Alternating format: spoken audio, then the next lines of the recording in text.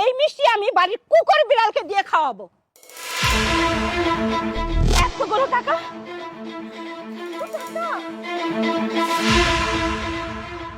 মা, ও মা, বাইরে আসো। আরে মা তানহা, কেমন আছিস? তো মা, ভালো আছি। জামাই বাবাজি কেমন আছো? খুব ভালো আছি মা। মা তুমি কেমন আছো? আছি আলহামদুলিল্লাহ। মা, এই দেখো তোমার জামাই তোমার জন্য এতগুলো মিষ্টি নিয়ে আসছে। আর জানো আমাকে কি কি বলছে?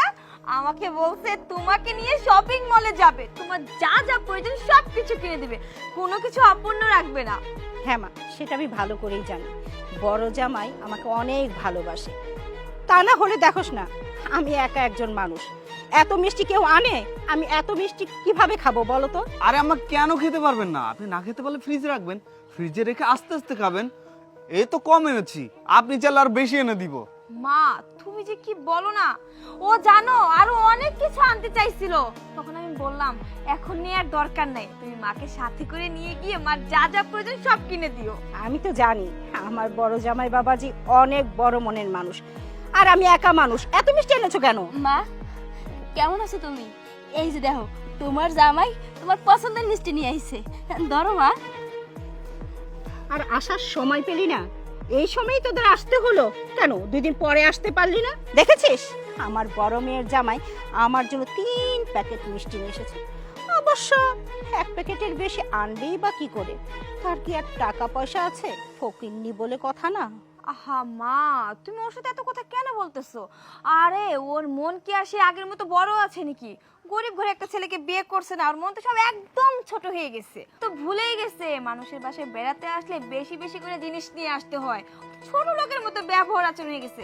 আচ্ছা তোর লজ্জা শরম এত কম কেন? হ্যাঁ, যখন পালায় গিয়ে বিয়ে করছিলি তখন না বলা হয়েছিল তুই কোনোদিন আমাদের পরিচয় দিবি না, আমাদের আশেপাশেও আসবি না, আর আজকে বেহায়ার মতো ঢ্যাং ঢ্যাং করতে করতে এখানে চলে আসছিস, তাই না? সব কথা কি এইখানে শেষ করবা? চলো মা আমরা ঘরে বইয়ে কথা কই। মা শোনো, তোমার মেয়ে যদি এই ফকিনি ডাকিনিকে ঘরে যায় তাহলে কিন্তু আমরা ঘরে যাব না, আমরা তোমার বাড়ি থেকে চলে যাব, তারপর আর কোনোদিন তোমার কাছে ফিরে আসবো না। তোমার মেয়েকে অনেক বুঝাইছিলাম যে ফকিনিটার সাথে সংসার করিস না, ওর সাথে থাকলে সারা জীবন তোর কষ্ট করে মরতে হবে, কিন্তু না, তখন ভালোবাসা দেখাইছিল, এখন ভালোবাসা কই গেছে? এখন ফকিনির মতো এখানে কাটাইছিস, এখানে থাকবি না, এখানে যদি তোরা থাকিস আমরা চলে যাবো কিন্তু। তোমার আমি আগেই কইছিলাম যে এই বাড়িতে আসার দরকার নাই, তুমি আমার কোনো কথাই শুনলা না, তুমি জোর করে আমারে নিয়ে আইলা। এখন এখন অপমান হয়েছে, ভালো হয়েছে না? এখন মনে শান্তি লাগছে না? ও তো ঠিকই বলেছে, তোর মতো মেয়ে বাড়িতে থাকলেই কি আর না থাকলেই কি, তুই তো আর আমার কোনো উপকারে আসবি না। আসলে যদি আসে তো আমার বড় জামাই আসবে, তাই না জামাই বাবাজি? শোনো বাবা, যে কারণে আমি তোমাদের ডেকেছি, তোমার শ্বশুর মারা যাবার আগে এই বাড়িটা 7 লাখ টাকা বন্ধক রেখেছি। এখন এই বাড়ি ছুটাতে গেলে আমার 7 লক্ষ টাকা লাগবে। ছোট জামাই তো আর সেটা পারবে না, ফকিন্নি, সে কোথা থেকে এই টাকাগুলো দেবে? তাই আমি বলছি কি, হ্যাঁ এই টাকাটা বড় জামাই আমাকে দিবে, তাই না বাবা? তুমি তো এই ব্যাপারে আমাকে সাহায্য করবে। মা কি যে বলো না তুমি, তোমার জামাই কি টাকা পয়সা অভাব আছে? মাত্র 7 লাখ টাকাই তো লাগবে, তোমার জামাই সব টাকা দেবে, নো প্রবলেম। মা, শুধু 7 লাখ কেন, লাগলে আমি 14 লাখ টাকা দেব, কোনো ব্যাপার না। তবে আমার ছোট্ট একটা শর্ত আছে। কি শর্ত বাবা? আমি টাকা দেওয়ার পর বাড়িটা তো ছাড়িয়ে নেব, বাড়িটা চাচ্ছিলাম যে আমি আমার নামে লিখে নেব। বুঝতে পারলাম না বাবা, এই বাড়িটা যদি আমি তোমার নামে লিখে দেই তাহলে আমি কোথায় থাকবো? কেন মা, বৃদ্ধাশ্রমে থাকবে, আর তোমার তো অনেক বেশি বয়স হয়ে গিয়েছে, এই বয়সে তুমি একা একাই বাড়িতে থাকো, তোমার কষ্ট হয় না? আর তোমার কষ্টের কথা চিন্তা করেই তো আমরা বললাম তোমাকে বৃদ্ধাশ্রমে রেখে আসবো, আর সবাইকে ওখানে বলে আসবো তোমার জন্য সুন্দর করে টেক কেয়ার করে। আমা, আপনার মেয়ে একদম ঠিক বলেছে, আপনি বৃদ্ধাশ্রমে একদম বিন্দাস থাকবেন, ওখানে অনেক বয়স্ক মানুষ থাকে, খোলামেলা পরিবেশ, আপনি আলো বাতাসে থাকবেন, সবার সাথে গল্প করবেন, সুন্দর জীবন কাটাবেন। এখানে একা একা কেন থাকবেন আপনি? দুলো ভাই, আপু, তুমি এসব কি কইতাছো? মা বৃদ্ধাশ্রমে যাইবো মানে? মা কোথাও যাইবো না, মা এই বাড়িতেই থাকবো, কারণ এটা মায়ের বাড়ি, এটা মায়ের শ্বশুর বাড়ি, এই বাড়ি ছেড়ে মা কোথাও যাইবো না, যা কিছু হয়ে যাক না কেন মা এই বাড়িতেই থাকবো। শোন, ওদের কথাই তোরা নাক গালাতে আসবি না, টাকা দিতে পারবি না তাহলে এত কথা বলতে আসছিস কেন? যা, এ বাড়ি থেকে চলে যা, আর যাবার সময় মিষ্টিটা নিয়ে যা। ঠিক আছে মা, আমরা চলে যাইতেছি, আমরা গেলেই তো তোমরা সবাই খুশি, তাই না? আমরা চলে যাইতেছি মা, কিন্তু মা আমরা যাওয়ার পরে তুমি এই মিষ্টির প্যাকেটটা খুইলো। কি বললি? এই মিষ্টি আমি খাবো? এই মিষ্টি আমি বাড়ির কুকুর বিড়ালকে দিয়ে খাওয়াবো। এতগুলো টাকা?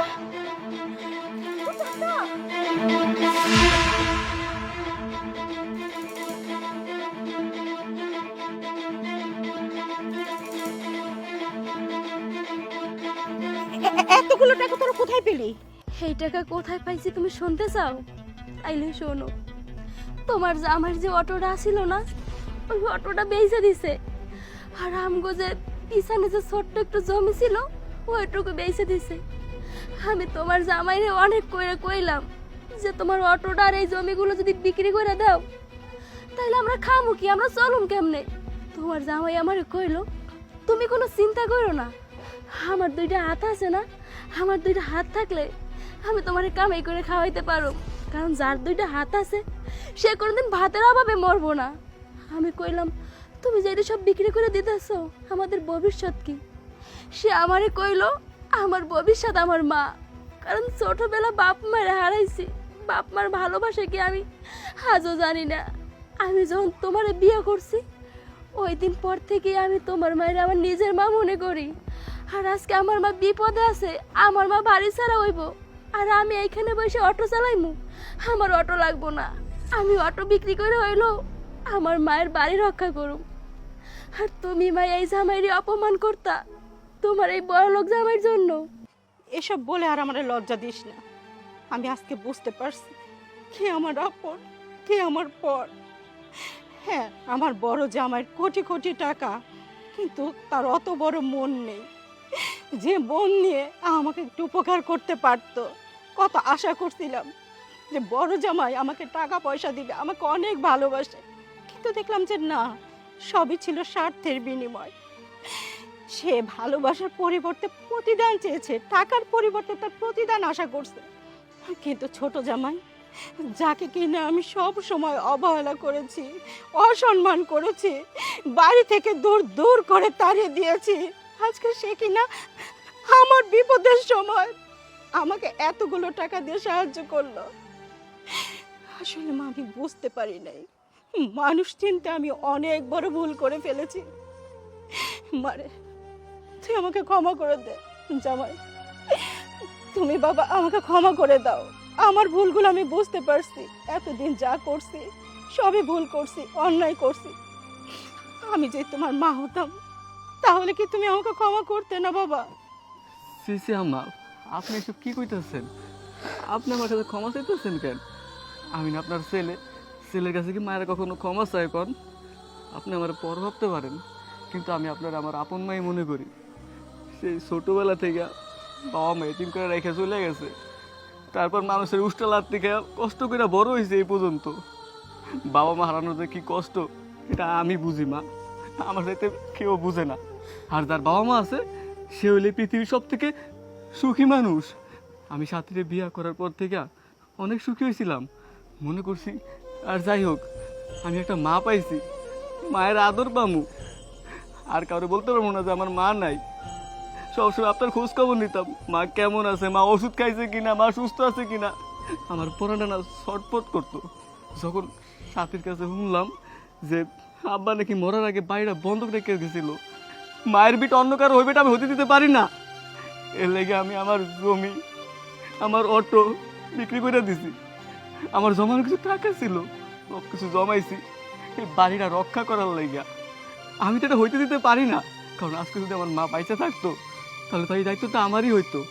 আর আপনি তো আমার মা, আমি এটা কেমনে হইতে দিতে পারি কন?